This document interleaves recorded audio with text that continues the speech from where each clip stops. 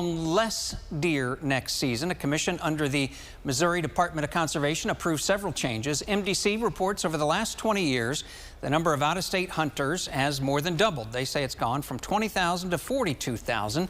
That makes up about 9% of the season's deer hunters. MDC says Missouri's restrictions for non-residents have been lighter and permit fees have been cheaper than in neighboring states. It says locals have expressed worry that this trend is impacting their own hunting.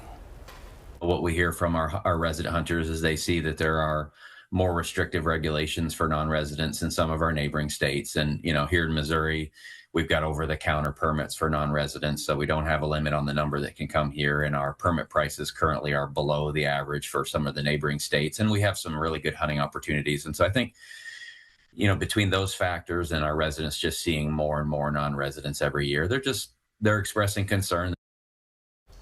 In September, non-residents' antlered buck bag limits will be reduced from 2 to 1. An additional $165 permit fee to hunt in Missouri may be in effect next year, too. That would bring the cost for non-resident hunters closer to the average in neighboring states. MDC is asking for public comment on these changes starting in mid-July.